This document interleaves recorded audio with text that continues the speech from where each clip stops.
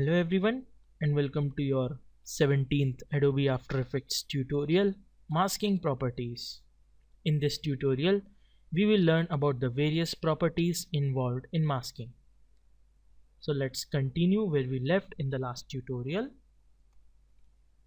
Now, we created this mask around the face of the koala and we cut it off from the rest of the image. Let's select the layer once. And then to bring out the mask properties, we can click on the small triangle here and then on the triangle next to masks and then triangle next to masks 1, and then the mask properties will come up, or we can just select the layer and then press MM on our keyboard, that is pressing M 2 times, and then the mask properties will come up. If we press M only one time, then only mask path will come up. Let's select the image, press MM, and then the mask properties will open up. Now let's see what the properties are over here. Let's start from bottom. Mask expansion is basically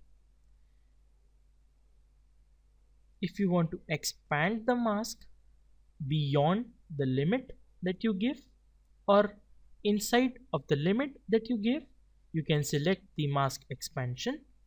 You can left click over here and drag and keep a close eye on the koala. This is expanding in the same shape as the path, and then this is expanding out. If we increase it, it will expand out in the same shape that we gave it. For now, we don't want any expansion, so let's select this and hit 0 so that the mask does not expand. The next property over here is the opacity of the mask, that is the area inside of our created path. We can change the opacity from 0 to 100.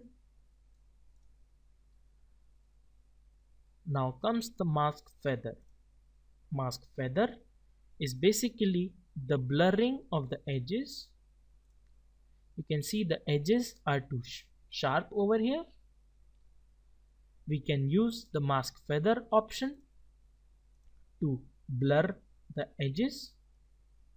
So when we blur the edges, what it basically does is that it helps this mask to blend more properly with the background. So let's feather the mask a little bit.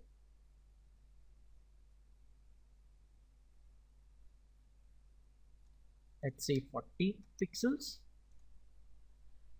And as you can see, because of feather, hard edges are not here anymore.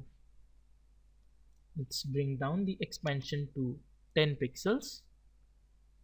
As you can see, the lines are not that hard. Let's bring the feather to 0, and now you can see the lines are very hard and we can see them chisel. So leave the mask feather for now at 10 pixels or maybe 20 pixels. Mask path is basically shape of the mask that we created. As you can see, we can click and drag our mouse and the mask will move. But for now, let's leave it at where it was. Now let's check out what this over here is. This is the transfer mode of the mask. If it is selected to add, that means the elements inside of the mask will get visible.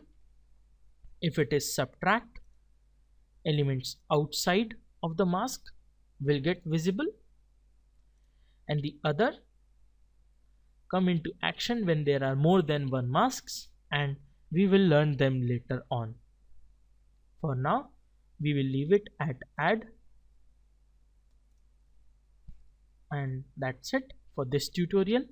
Thank you for watching.